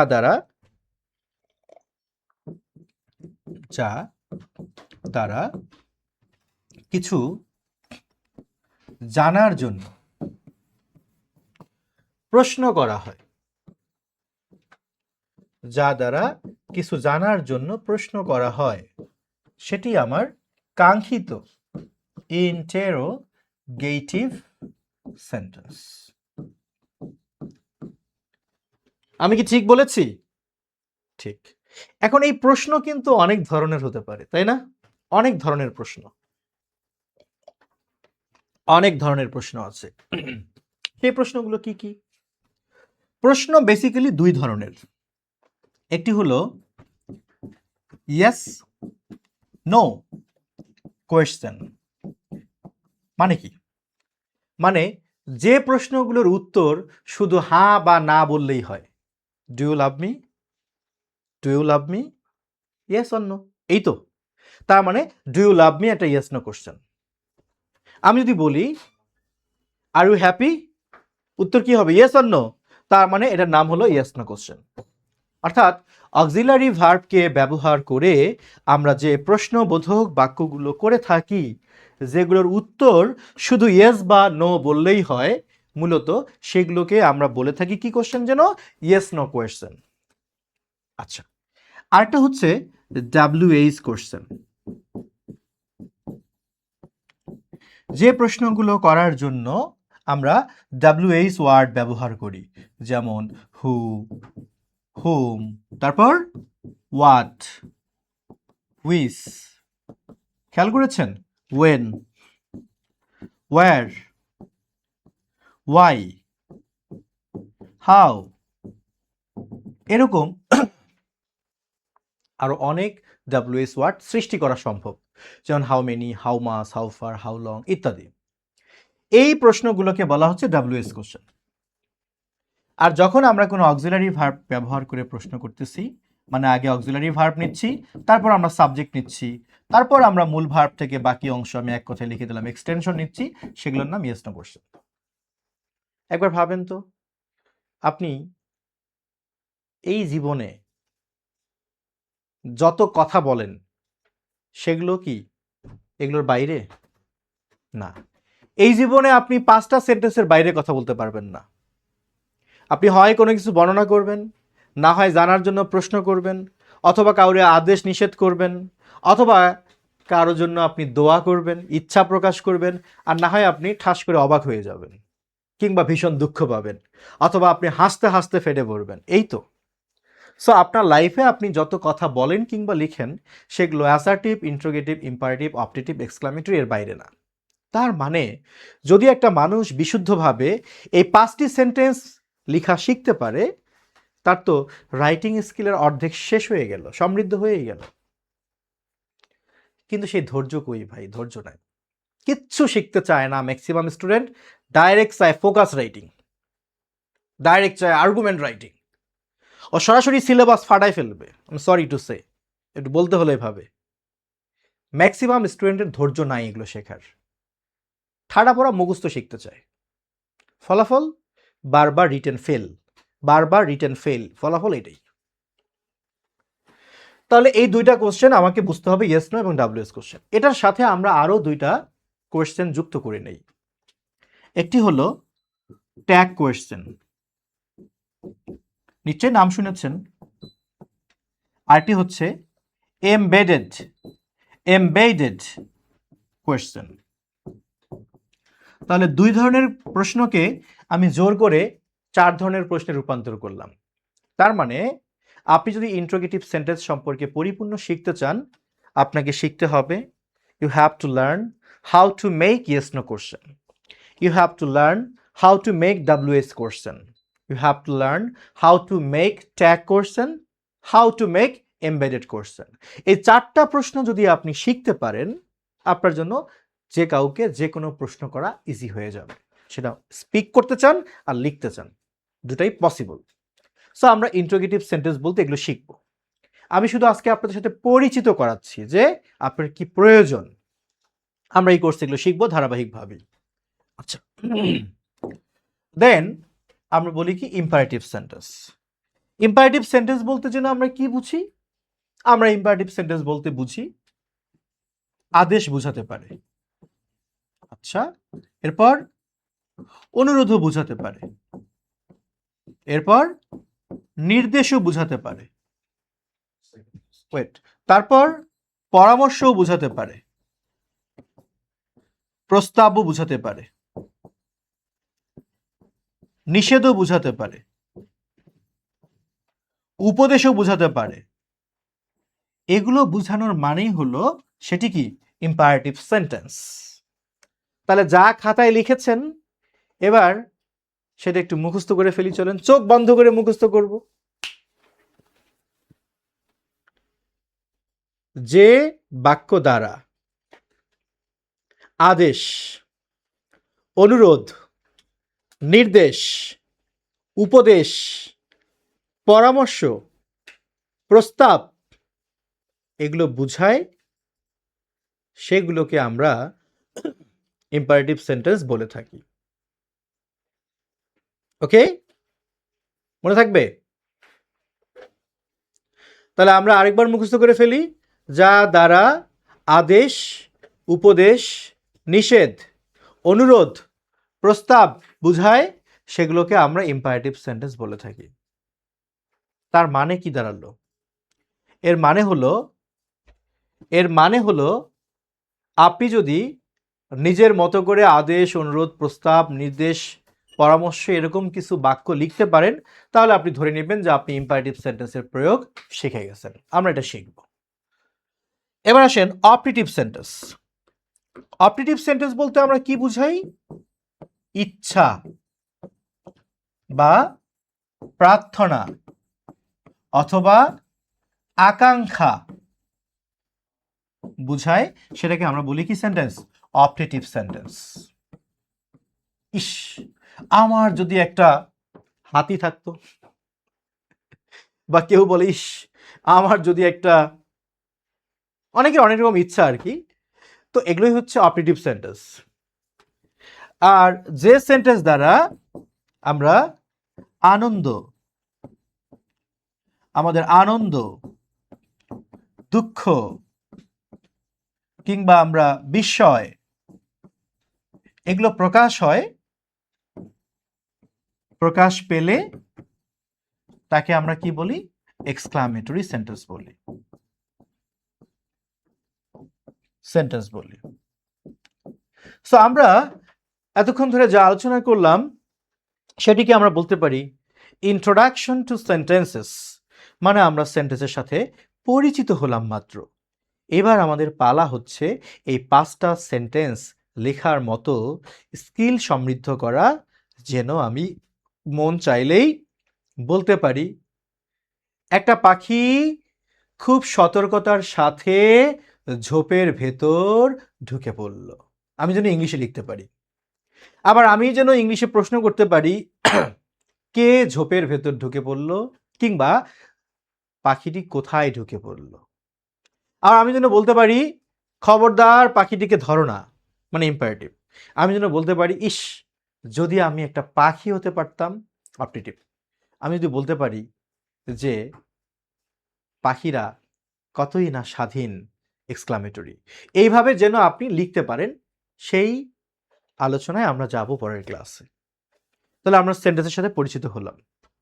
ফাইন, আজকে আপনাদের ধৈর্যের পরীক্ষা হবে আর কি। এবার আসেন কি লেখা আছে? টেন্স অ্যাট আ গ্লান্স, মানে এক নজরে আমরা টেন্সের সাথে পরিচিত হব। আপনি টেন্স জানেন কি জানেন না এটা আমি জানি না, বাট আমি ধরে নিয়েছি আপনি টেন্স চেনেন না।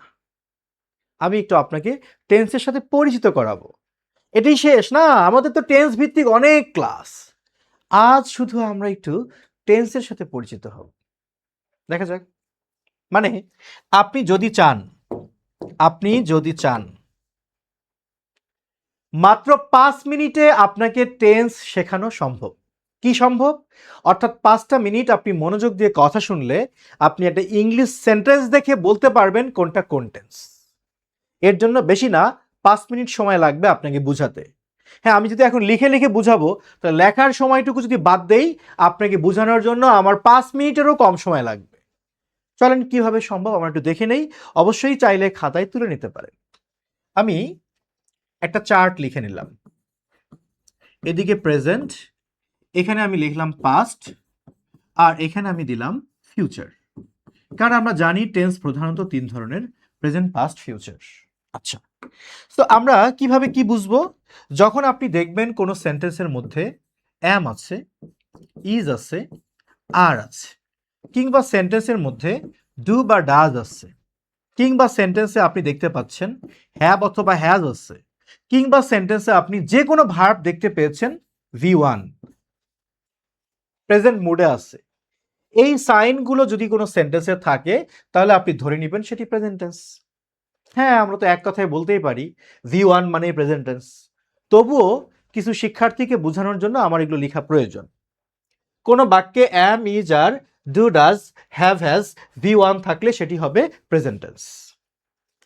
আর যদি কোনো বাক্যে আমি ওয়াজ কিংবা ওয়্যার কিংবা ডিড কিংবা হ্যাড কিংবা V2 ভার্বের পাস্ট ফর্ম পাই, সেটি হবে পাস্ট টেন্স। আর যদি আমি কোনো সেন্টেন্সে শ্যাল অথবা উইল খুঁজে পাই, সেটি হবে ফিউচার টেন্স। তাহলে শ্যাল উইল থাকলে ফিউচার টেন্স। তবে হ্যাঁ, এটা সত্য আরো যে কোনো মডেল ভার্ব দ্বারাও ফিউচার হতে পারে। আপনাকে আমি শুধু টেন্সের সাথে পরিচিত করাবো, এখন এত গভীরে যাব না তো। তো সিম্পলি মনে রাখবেন শ্যাল উইল থাকলে ফিউচার, ওয়াজ আর ডিড হ্যাড ভি টু থাকলে past, am is are do does have has V one থাকলে হবে প্রেজেন্ট। এর সাথে আরেকটা জিনিস তো ভুলে গেলে চলবে না, টেন্স প্রধানত 3 ধরনের, আবার প্রতিটা টেন্স তো 4 ধরনের, মানে প্রেজেন্ট টেন্স 4 ধরনের না? কি কি? Present indefinite, present continuous, present perfect, present perfect continuous. অর্থাৎ প্রত্যেকটা টেন্সে 4 ধরনের, indefinite, continuous, perfect, perfect continuous. সেগুলো আমরা চিনব কিভাবে? গুড।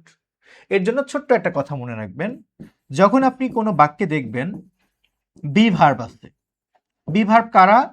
এই যে am, is, are, was, were, being, been, এগুলো হচ্ছে বি ভার্ব। যখন দেখবেন কোনো বাক্যে বি ভার্ব আছে এবং তারপরে মূল ভার্বের সাথে আইএনজি আছে, আপনি বুঝে নেবেন সেটি এক ধরনের কন্টিনিউয়াস টেন্স। কন্টিনিউয়াস টেন্স, জি কন্টিনিউয়াস টেন্স। আর আপনি যখন দেখবেন কোনো বাক্যে হ্যাভ অথবা হ্যাজ অথবা হ্যাড আছে, তারপরে V3 মানে ভার্বের পাস্ট পার্টিসিপল ফর্ম আছে, আপনি নিশ্চিত হবেন সেটি পারফেক্ট টেন্স। জি, পারফেক্ট টেন্স হবে। তাহলে have has had plus V3 থাকলে পারফেক্ট টেন্স হবে, বি ভার্ব প্লাস মূল ভার্বের সাথে আইএনজি থাকলে সেটি কন্টিনিউয়াস টেন্স হবে। বি ভার্ব প্লাস আইএনজি থাকলে কন্টিনিউয়াস টেন্স হবে, have has had plus V3 থাকলে হবে পারফেক্ট টেন্স। এটাকে আরো মজা করে শিখতে পারেন। দেখেন আমি একটা চেয়ার আঁকতেছি না, চেয়ার, এই চেয়ারটা দেখতে ইংলিশে কিসের মতো? এইসের মতো। এগুলো চেয়ারের কি বলেন? পা। তো এই চেয়ারের পাটা ইংলিশের এইসের মতো লাগে না? তো এইসের নাম আপনি মজা করে পা রাখতে পারেন। এইসের নাম আজকের জন্য, এই 5 মিনিটের জন্য এইস না বলে আপনি পা বলেন। তাহলে হ্যাবে একটা পা আছে, হ্যাজে পা, হ্যাডেও কি পা। আমরা ধরে নিতে পারি পা থাকলে পারফেক্ট টেন্স। আরো সংক্ষিপ্ত করে পা থাকলে পারফেক্ট টেন্স, আইএনজি থাকলে কন্টিনিউয়াস টেন্স, শ্যাল উইল থাকলে future tense, am is are do does have has V1 থাকলে present, was were did had V2 থাকলে হবে পাস্ট। মুখস্থ করে ফেলেন। শ্যাল উইল থাকলে future, was were did had V2 থাকলে past, am is are do does have has V1 থাকলে present, পা থাকলে পারফেক্ট, আইএনজি থাকলে কন্টিনিউয়াস। বোঝানোর জন্য সম্ভবত 2 মিনিট সময় নিয়েছি। এবার দেখেন এইটুকু দিয়ে আপনি যে কোনো টেন্স ইনশাল্লাহ ধরতে পারবেন কোনটা কোন টেন্স। আচ্ছা, দেখা যাক পারি কিনা। আমি এটা সেন্টেন্স লিখলাম যে I shall have been waiting for you, বোঝাচ্ছে আমি তোমার জন্য অপেক্ষা করতে থাকবো, ডট ডট ডট, আরো কিছু থাকতে পারে। আপনাকে জিজ্ঞেস করা হয়েছে এটি কোন টেন্স। সে আপনি এই বাক্যের বাংলা মিনিং জানেন না, আপনি সাবজেক্ট ভার্ব অবজেক্ট কিছুই চেনেন না, কিন্তু আপনি এদেরকে চেনেন। আপনি যদি আমার চোখে একটু তাকান তাহলে মজা পাবেন। যেমন এই বাক্যে আমি কাউকে চিনি না, আমি শুধু চিনি আইএনজি কে। আইএনজি কে বললাম তোমার নাম কি, ও বলল আমি আইএনজি মানে আমি কন্টিনিউয়াস, তার মানে এটা কন্টিনিউয়াস টেন্স। এবার বললাম পা, পা তোমার নাম কি, ও বলল আমার নাম পারফেক্ট, পা থাকলে পারফেক্ট টেন্স, পারফেক্ট। তাহলে আপাতত হলো পারফেক্ট কন্টিনিউয়াস টেন্স। এখন শুধু পারফেক্ট কন্টিনিউয়াস বলে তার কোনো টেন্স হয় না, সেটা হয় প্রেজেন্ট পারফেক্ট কন্টিনিউয়াস হবে, না হলে পাস্ট পারফেক্ট কন্টিনিউয়াস হবে, অথবা ফিউচার পারফেক্ট কন্টিনিউয়াস হবে। বুঝবো কেমনে? এভাবে বুঝবো যে এই যে হ্যাভটা আছে, হ্যাভটা কোন গ্রুপের সদস্য? প্রেজেন্ট গ্রুপের সদস্য। তার মানে এর নাম হলো প্রেজেন্ট পারফেক্ট কন্টিনিউয়াস টেন্স। একদমই না। কেন না? আমার ধারণা সবই ঠিক ছিল, কিন্তু যেহেতু আমার এখানে সামনে শ্যাল আছে, শ্যাল থাকলে কোন টেন্সকে নির্দেশ করে? ফিউচার। সো যেহেতু আপনার মূল টেন্স বের হয়ে গেছে, তাহলে নতুন করে আর প্রেজেন্টকে ভাবা যাবে না। তার মানে আপনার টেন্স হলো future perfect continuous tense, future perfect continuous tense. এখন যদি আমি আরেকটা বাক্য লিখি, খেয়াল করেন, আমি বললাম দে আর বিং ডিস্টার্বড, তাদেরকে বিরক্ত করা হচ্ছে। এটা passive voice, doesn't matter, who cares, যে ভয়েসই হোক। আমরা জানি এখানে আইএনজি আছে, তাই না ভাই? আইএনজি থাকলে কোন টেন্স যেন? কোন টেন্স? আপনাকে বলছি কোন টেন্স? কন্টিনিউয়াস। এবার আসেন আর, আরটা কোন গ্রুপের মধ্যে পড়ে? প্রেজেন্ট। তার মানে এটার নাম কি বলেন? Present continuous tense. Present continuous tense. So they are being disturbed, এটা হচ্ছে প্রেজেন্ট কন্টিনিউয়াস টেন্স। এখন যদি আমি আরেকটা বাক্য লিখি, আমি যদি বলি যে she was being, she was being tortured, আহারে তাকে অত্যাচারিত করা হচ্ছিল। কোন টেন্স? এখানে আইএনজি আছে না, আইএনজি থেকে কোন টেন্স? কন্টিনিউয়াস। আর ওয়াজ কোন টেন্স? পাস্ট। তার মানে এর নাম কি হলো বলেন? Past continuous tense. আপনি যে এক্সাম্পল দিবেন সেটাও সলভ করতে পারবো। কি বলবেন আপনি, যা বলেন না কেন এর মধ্যে ক্লু আছে। এবার আমি একটা বাক্য লিখলাম যে we have been waiting here for 2 hours. সে আমি ফর 2 আওয়ার্স লিখলাম না, ওটা না লিখলেও আপনি টেন্স বের করতে পারবেন। কিভাবে আপনি বের করবেন? আপনি এখানে কাকে চেনেন বলেন তো? আপনি চেনেন আইএনজি কে। আইএনজি থাকলে কোন টেন্স যেন? Continuous tense. আর কাকে চেনেন? এই যে পা কে, পা থাকলে কোন টেন্স যেন? পারফেক্ট। এখন পাটা কোন গ্রুপের মধ্যে পড়ে? হ্যাভ, প্রেজেন্ট গ্রুপে পড়ে। তার মানে এর নাম হলো কি? Present perfect continuous tense. কেন বুঝবেন না? আচ্ছা, এবার যদি আমি আরেকটা বাক্য লিখি, আমি যদি শুধু একটা সিম্পলি বাক্য লিখি, শি ইজ মাইন, সে শুধু আমার, শি ইজ অনলি মাইন, সে শুধু আমার। আচ্ছা যাই হোক, এটা কোন টেন্স? আমি এটা কাউকে চিনি না, আমি শুধু চিনি ইজকে। ইজটা কোন গ্রুপের মেম্বার? প্রেজেন্ট। আর কি কোনো পরিচয় আছে? নেই। সুতরাং শুধু প্রেজেন্ট মানে বুঝতে হবে প্রেজেন্ট ইনডেফিনিট, মানে সিম্পল প্রেজেন্ট। তাহলে যদি এখানে থাকতো শি ওয়াজ মাইন, মানে সে আমার ছিল, এখন আর আমার না, এখন আরেকজনের। তাহলে এটা কোন টেন্স? ওয়াজটা কোন গ্রুপের? পাস্ট, তার মানে এটা পাস্ট ইনডেফিনিট।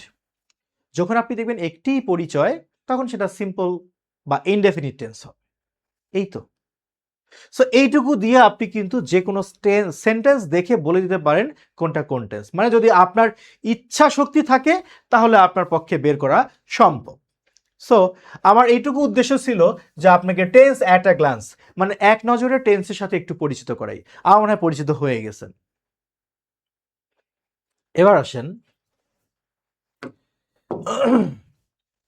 Passive voice. আপনি কি বলবেন? ক্লাসটা লেন্দি হয়ে যাচ্ছে? আমি কখনোই বলবো না। কি লেন্দি হচ্ছে ভাই? আপনি মনে করেন আপনি যখন ক্লাস 4-এ পড়তেন, ক্লাস 5-এ পড়তেন, তখন আপনি ক্লাস করতেন কয় ঘন্টা? 40-45 মিনিট। এখন কি আপনি ক্লাস 5-এ পড়েন? অবশ্যই না। তো এখনো কি আপনি 1 ঘন্টা ক্লাস আশা করেন? করা উচিত না। এগুলো তো জানার, আমার তো মনে হয় আজকের ক্লাসে আমি যা আলোচনা করতেছি, যদি আপনার জানার আগ্রহ থাকে, এরকম ক্লাস 4 ঘন্টা হলেও আপনার বিরক্তি লাগবে না। আমি কি ভুল বলছি? একদমই ভুল বলিনি। আগ্রহ থাকলে আপনার এগুলো বেশি দৈর্ঘ্যের ক্লাস মনে হবে না। প্রয়োজনীয় বিষয়, এগুলো শিখতে হবে। এবার আমাকে জানতে হবে প্যাসিভ ভয়েস মানে কি। মানে ভিন্ন। মানে হলো যে আমরা সারা জীবন অ্যাক্টিভ প্যাসিভ ভয়েস শিখি, তাই না? ভয়েস চেঞ্জিং বলতে আমরা সারা জীবন মনে করি আই ইট রাইস, এর প্যাসিভ হলো rice is eaten by me. But আমার কথা হলো, এই যে rice is eaten by me, এই বাক্যটা কি আপনি আপনার জীবনে কখনো কোথাও প্রয়োগ করেছেন? মানে ভাষাগত কারণে কখনো কি আপনার বলার প্রয়োজন হয়েছে যে rice is eaten by me, আমার দ্বারা ভাত খাওয়া হয়েছে? কখনোই প্রয়োজন হয়নি। বরং আপনি সরাসরি বলেন আই ইট রাইস, আমি ভাত খাই। প্রশ্ন হলো, তাহলে কেন আমরা এক্সামে প্রিপারেশনের জন্য আই ইট রাইস, আমি ভাত খাই, আমাদের টিচাররা কেন আমাদেরকে এটা পেসিভ শেখায় যে rice is eaten by me? হয়তো শেখায় যে আপনি পেসিভ প্র্যাকটিস করবেন কিভাবে সেটা বোঝানোর জন্য। কিন্তু এই ধরনের বাক্য কি আপনার বাস্তব জীবনের প্রয়োজন আছে? নেই। বরং বাস্তব জীবনে আপনার অসংখ্য বাক্য প্রয়োজন আছে পেসিভে, কিন্তু সেগুলো আমরা অনেক সময় পেসিভ ভয়েস করতে পারি না। ফর এক্সাম্পল, আমার কলমটা তো চুরি হয়েছে, এটার ইংলিশ কি হবে? এটা অনেকেই পারে না। তারা কি করে? জোর করে অ্যাক্টিভ ভয়েস করে, someone has stolen my pen. অথচ যদি আপনি প্যাসিভ ভয়েস পারতেন, তাহলে আমার কলমটি চুরি হয়েছে আপনি অনায়াসে লিখতে পারতেন my pen has been stolen. অর্থাৎ আমরা পেসিভ মুডে বাক্য লিখতে খুব একটা অভ্যস্ত না, যার কারণে আমরা যদি কখনো পেসিভ বাক্য ফেস করি আমরা চেষ্টা করি জোর করে অ্যাক্টিভ ভয়েসে লেখার। কেন ভাই? আশা করি এই জোর করতে হবে না। এখন যে আলোচনাটুকু আপনি বুঝবেন, যদি মনোযোগ দেন তাহলে আপনি যে কোনো সেন্টেন্সকে পেসিভে ট্রান্সলেট করতে পারবেন ইনশাআল্লাহ। চলেন আমরা এর জন্য কিছু কলাকৌশল সুন্দর করে নোট করে নেই। পেসিভ মোডে নাম্বার 1, 1 নম্বরে লিখেন, যদি আপনি দেখেন কোনো বাংলা ক্রিয়ার শেষে, আচ্ছা প্রথমত এইটুকু তো আমরা জানি পেসিভ মানে কি। পেসিভ মানে কারো দ্বারা সম্পন্ন ক্রিয়া, তাই তো? এটা আপনাকে আগে জেনে নিতে হবে। কারো দ্বারা সম্পন্ন ক্রিয়া যখন আমরা দেখি নর্মালি সেগুলোই আমরা পেসিভ মুড ধরি। এখন আমরা পেসিভ মুডের সেন্টেন্স লিখবো কিভাবে, তার জন্য 5 মিনিট সময় ব্যয় করব। লিখবো প্লিজ। নাম্বার 1, যদি আপনি দেখেন কোনো বাংলা ক্রিয়ার শেষে হয় শব্দটি আছে, হয়, তাহলে আপনি বুঝে নেবেন সেটি present indefinite tense. Present indefinite টেন্সের পেসিভ ভয়েস, অর্থাৎ প্রেজেন্ট ইনডেফিনিট টেন্সই হবে সেটা, কিন্তু বলার অপেক্ষা রাখে না। সেটা কি হবে? পেসিভ। কারণ আমরা তো কথাই বলতেছি পেসিভ নিয়ে। লিখেন না আগে, যদি বাংলা ক্রিয়া শেষে হয় থাকে তাহলে আপনার কাছে দুইটা মেসেজ যাবে, যে বাক্যটা প্রেজেন্ট ইনডেফিনিট টেন্স এবং বাক্যটা পেসিভ ভয়েস। কি রকম? আমি যদি বলি এখানে কলম বিক্রি করা হয়, এখানে বই বিক্রি করা হয়, হয় আছে না? তার মানে এটা প্রেজেন্ট ইনডেফিনিট এবং পেসিভ ভয়েস। এখন এটার স্ট্রাকচার কি হবে? এটার স্ট্রাকচার হলো আপনাকে প্রথমে অবজেক্ট নিতে হবে, মানে অবজেক্টটা সাবজেক্ট হিসেবে নিতে হবে। তারপর পেসিভ করার জন্য বি ভার্ব হিসেবে অ্যামিজার নিতে হবে। এরপর মূল ভার্বের পাস্ট পার্টিসিপল, এরপরে আপনার বাই টাই যাই বলেন এক্সটেনশন। প্রশ্ন হলো এটা শিখে আপনার লাভ কি? আরে ভাই লাভ মানে শুধু লাভ আর লাভ, লাভের উপর লাভ। কিরকম? আমি যদি বলি আপনাকে অনুবাদ করতে বলা হলো বর্ষাকালে বৃক্ষরোপণ করা হয়। Suppose you have been asked to translate the sentence into English. কি করবেন? যদি আপনি পেসিভ বোঝেন পারবেন, না পারলে, না বুঝলে পারবেন না, সিম্পল হিসাব। এই দুইটা লাইন যদি আপনি পূর্ণ মনোযোগ দিয়ে আমার কথা শুনে থাকেন তাহলে এই বাক্য আপনার জন্য একটা খেলনা। কিভাবে? আপনার কিছু বোঝার দরকার নেই। এই বাক্যের ক্রিয়া কোনটা? রোপণ করা হয়। তো ক্রিয়ার শেষে কি আছে? হয়। ক্রিয়ার শেষে হয় থাকলে প্রেজেন্ট ইনডেফিনিট টেন্স এবং পেসিভ ভয়েস, এই মেসেজটা আপনার ক্লিয়ার, রাইট? আপনি বুঝে গেছেন এটা প্রেজেন্ট ইনডেফিনিট টেন্স এবং এটা passive voice. So now you should start the sentence with the object, then am is are, then V three. আর কি? ধৈর্য লাগবে। অবজেক্ট কোনটা? অবজেক্ট তো আমি শেখাই, মনে নাই? একটা ভার্বকে কি বা কাকে দিয়ে প্রশ্ন করলে উত্তর হিসেবে যা মেলে তার নাম অবজেক্ট। প্রশ্ন করেন কি রোপণ করা হয়, উত্তর হচ্ছে বৃক্ষ। সো বৃক্ষ এখানে অবজেক্ট। তাহলে আমি আগে বৃক্ষ নিলাম। ট্রি এর প্লুরাল ফ্রম ট্রিস। কেন? ট্রি একটা কমন নাউন, আসলে কমন নাউন সেন্টেন্সে ব্যবহার করলে নর্মালি প্লুরাল করতে হয়, ট্রিস। আচ্ছা, এবার অবজেক্টের পরে অ্যামিজার, ট্রিস যেহেতু প্লুরাল নাম্বার তাহলে তো আর নিব। এখন মূল ভার্বের পাস্ট পার্টিসিপল, রোপণ করার ইংলিশ কি? প্ল্যান্ট। তাহলে আমি প্ল্যান্টের পাস্ট পার্টিসিপল কি লিখলাম? প্ল্যান্টেড। Trees are planted. এখন কি খুঁজতেছেন? বাই। ভাই এগুলো নিয়ম কই পাইছেন? বাই ছাড়া পেসিভ হয় না। কেন আমি বাই দেব? কার দ্বারা বৃক্ষরোপণ করা হয় সেটা কি বলা আছে? নাই তো। তাহলে আপনি বাই দিয়ে কি করবেন? বাই ছাড়াই পেসিভ। পেসিভ হওয়ার জন্য 3টা উপাদান আবশ্যকীয়, অবজেক্ট, বি ভার্ব, ভি3। এই 3টা হলেই পেসিভ। আমার আছে তো। এখন আমি বাড়তি অংশটুকু লিখবো, সেটা কি বলেন? বর্ষাকালে। সো আমি লিখে দিলাম ইন দ্য রেইনি সিজন, বর্ষাকালে। কেন হবে না বলেন? কি সুন্দর একটা বাক্য হলো না? Trees are planted in the rainy season. এরকম সেন্টেন্স আপনি নিজে ইংলিশে অনুবাদও করতে পারবেন, লিখতেও পারবেন, যদি আপনি বাকি টেন্সের পেসিভগুলো একটু ধৈর্য নিয়ে শেখেন। আমি এই বাক্যটা শুধু দিলাম আপনাকে একটু লোভ দেখানোর জন্য। মানে আপনার জন্য একটু আগ্রহ সৃষ্টি হয়। আমার মনে হয় আগ্রহ সৃষ্টি হয়ে গেছে। এবার আমরা প্রেজেন্ট ইনডেফিনিট ছাড়াও বাকি টেন্সগুলোর আগে চেনার উপায় লিখে নেই, তারপর আমরা প্র্যাকটিসে যাব। ঠিক আছে তো? তাহলে ক্রিয়ার শেষে যদি হয় থাকে তাহলে আমি বুঝবো সেটা প্রেজেন্ট ইনডেফিনিট টেন্সের প্যাসিভ ভয়েস, যার ইংলিশ স্ট্রাকচার অবজেক্টের পরে আমি যার V3 এক্সটেনশন। ওকে, এবার আসেন 2 নম্বরে লিখে নেই।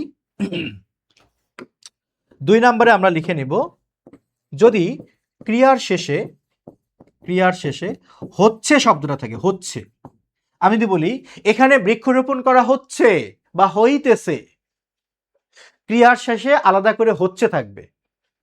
এখন আপনি বলতে পারেন, এই শোনেন, আপনি বলতে পারেন বৃষ্টি হচ্ছে, তাহলে এটা কি প্যাসিভ? না। কেন না? হচ্ছে তো আছে। আমি কি বলছি হচ্ছে থাকলেই প্যাসিভ? নো, বলিনি। আমি বলছি একটা আলাদা ক্রিয়া থাকতে হবে, তারপর অতিরিক্ত হিসেবে হচ্ছে শব্দটা থাকবে, তাহলে প্যাসিভ। আমি যদি বলি বৃক্ষ রোপণ করা হচ্ছে, এখানে মূলত ক্রিয়া কোনটা? রোপণ করা। এই ক্রিয়াটার সাথে আমি আলাদা একটা শব্দ পাইছি হচ্ছে। এরকম একটা ক্রিয়ার পরে যদি আপনি এক্সট্রা ওয়ার্ড হিসেবে হচ্ছে পান, তাহলে বুঝবেন প্যাসিভ। কিন্তু এখানে ক্রিয়াটাই তো হচ্ছে, তাই ওটা প্যাসিভ না। আপনি জানেন এই জিনিসটুকু আপনার কতটা উপকারে আসবে? আপনি হয়তো এই প্রশ্নটা আমাকে করার কথা ছিল, কিন্তু আপনি এই মুহূর্তে ফিল করতে পারেননি যে এমন প্রশ্ন করা উচিত, বাট আমি বুঝে গেছি। তাহলে শুধু হচ্ছে থাকলে প্যাসিভ মনে করা যাবে না, ক্রিয়া থাকবে তারপরে আলাদা একটা ওয়ার্ড থাকবে হয় হচ্ছে, তাহলে প্যাসিভ।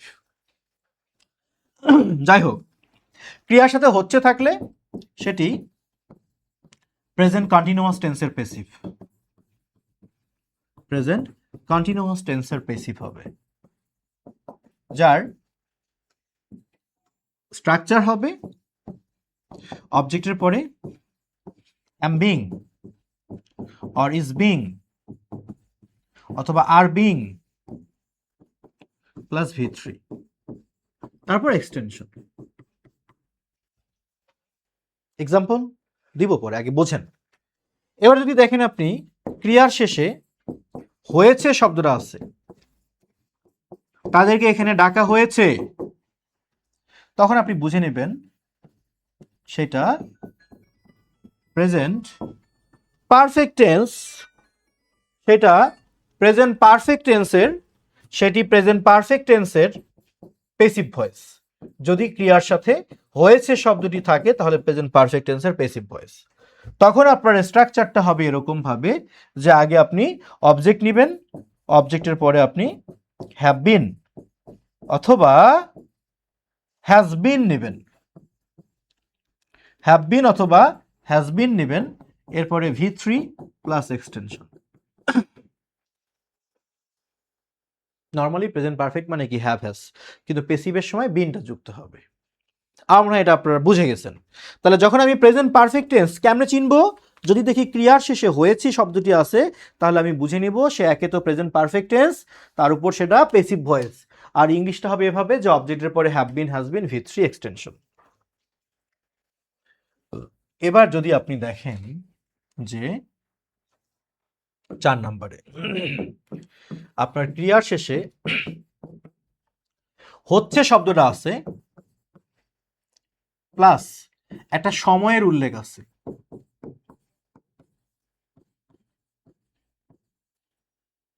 মানে ধরিয়া যাবত 2 ঘন্টা ধরে কাজটা হচ্ছে, এরকম সময়ের উল্লেখ থাকবে, তখন আপনি বুঝে নেবেন সেটি প্রেজেন্ট পারফেক্ট কন্টিনিউয়াস টেন্সের প্যাসিভ।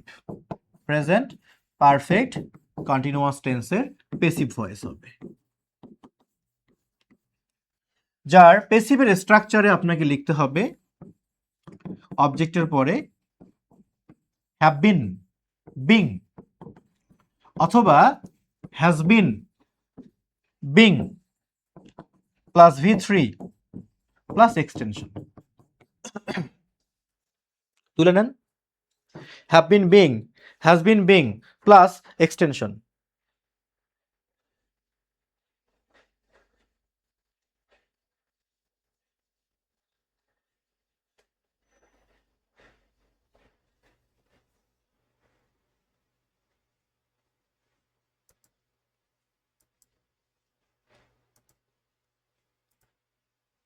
তুলে ফেলেন।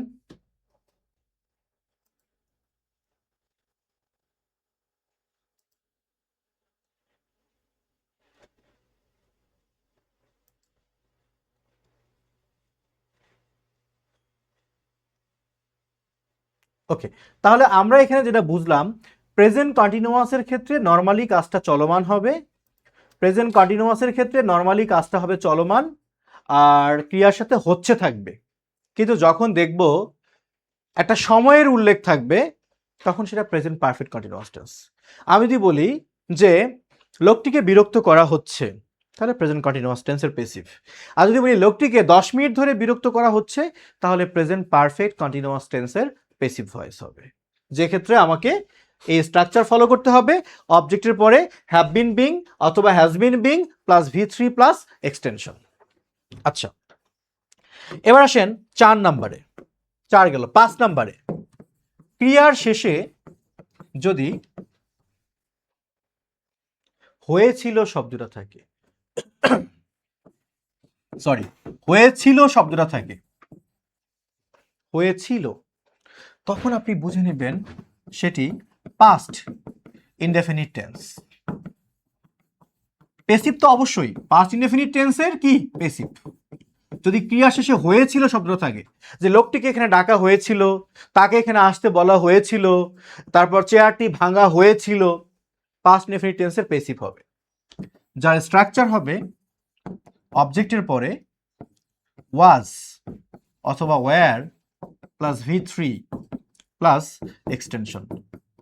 ওয়াজ were V3 plus extension.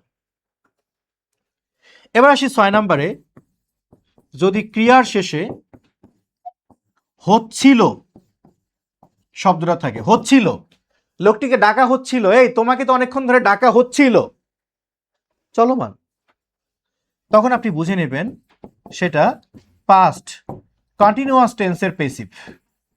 R past continuous টেন্সের পেসিভের স্ট্রাকচার হবে প্রথমে অবজেক্ট, তারপরে ওয়াজ বিং অথবা were being plus V3 plus extension. Was being, were being, V3 plus extension, past continuous টেন্সের। পাস্ট পারফেক্ট খুব একটা প্রয়োজন হয় না পেসিভের জন্য, পাস্ট পারফেক্ট কন্টিনিউয়াস টেন্স খুব একটা প্রয়োজন হয় না, বাট ফিউচার ইনডেফিনিটটা লাগবে। এবার আপনাদেরকে আমি দিতে পারি ফিউচার ইনডেফিনিট টেন্স 7 নম্বরে। বাকি টেন্সগুলো স্কিপ করব তা না, বাকি টেন্সগুলো স্কিপ করব তা না, বাকি টেন্সগুলো আমরা স্কিপ করব না, শিখবো পরে প্রয়োজনে। যখন দেখবেন ক্রিয়ার শেষে হবে শব্দটা থেকে, হবে, তাকে এখানে ডাকা হবে, লোকটিকে আসতে বলা হবে, একটা স্কুল প্রতিষ্ঠা করা হবে, মানে হইবে বা হবে, সাধুরূপে হইবে, চলিতরূপে হবে, থাকা মানে বুঝে নেবেন ফিউচার ইনডেফিনিট টেন্সের সেটা কি পেসিভ। তখন আপনার স্ট্রাকচারটা হবে আগে অবজেক্ট, তারপরে শ্যাল বি অথবা will be plus V3 plus extension. যদি ক্রিয়ার সাথে হবে বা হইবে শব্দটি থাকে, তাহলে অবজেক্টের পরে shall be, will be, V3 plus extension হবে। এটার একটা এক্সাম্পল দিই। আমি যদি বলি যে এখানে একটি বিদ্যালয় প্রতিষ্ঠা করা হবে, কবে হবে আমি জানি না, বাট করা হবে। লক্ষ্য করেন এখানে আমার ক্রিয়াটা কিন্তু প্রতিষ্ঠা করা, তাই না? ক্রিয়া হলো প্রতিষ্ঠা করা, তার সাথে কি আছে? হবে আছে। তার মানে আমি বুঝে গেলাম এটি ফিউচার ইনডেফিনিট টেন্সের পেসিভ ভয়েস। তাহলে আগে আমার অবজেক্ট নিতে হবে, কি প্রতিষ্ঠা করা হবে? উত্তর হলো একটি বিদ্যালয়, এটা অবজেক্ট। তো আমি আগে অবজেক্ট নিলাম, হাই স্কুল। এবার যেহেতু প্রতিষ্ঠা করা হবে, তার মানে কি ফিউচার টেন্সের পেসিভ, তাহলে আমাকে শ্যাল বি, উইল বি নিতে হবে। তো আমি নিলাম উইল বি। এবার প্রতিষ্ঠা করার ইংলিশকে এস্টাবলিশ, এর পাস্ট পার্টিসিপল নিতে হবে এস্টাবলিশড। এবার বাকি অংশটুকু লিখেন এখানে, মানে কি, here. A school will be established here, এখানে একটা বিদ্যালয়ের প্রতিষ্ঠা করা হইবে। আজকের ক্লাসের আলোচনা এতটুকুই ছিল। এগুলো আপনারা বারবার পড়বেন, বারবার রিভিশন দিবেন, খাতায় নোট করবেন। শুরু থেকে বলেছি খাতায় নোট করবেন। কোনো কারণে যদি আপনার মনে হয় যে আমি দ্রুত লিখেছি, আপনি লিখতে পারেননি, আপনি আবারও ক্লাসটা করেন, আবারও লিখে নেন। পিডিএফ, এই ক্লাসের পিডিএফ চাবেন না প্লিজ। পিডিএফ দিয়ে নিজেরা ধ্বংস করবেন না। এই কিছু বিষয় থাকে যেগুলো আপনার নোট করতে হবে। একবার ভাবেন তো, আপনি আজকের ক্লাসে কিচ্ছু লিখেন নাই, সব পিডিএফে আমি দিয়ে দিচ্ছি, পিডিএফ প্রিন্ট করে রেখে দিচ্ছেন, খাতা কাগজ আনেন, আমি লিখে দিব, আপনি এই ক্লাস থেকে 1% উপকৃত হবেন না। রাগ করেন না, কিছু বিষয় আপনাকে অবশ্যই হাতে কলমে লিখে নিতে হবে। সো আজকের আলোচনা ছিল এই বিষয়গুলোর উপর, আজকের আলোচনা ছিল এগুলোই যা আপনাকে হাতে কলমে লিখে নিতে হবে। তো আমি যদি বলি আজকের আনুষ্ঠানিক আলোচনা আনুষ্ঠানিকভাবে এখানে শেষ হলো। Thank you.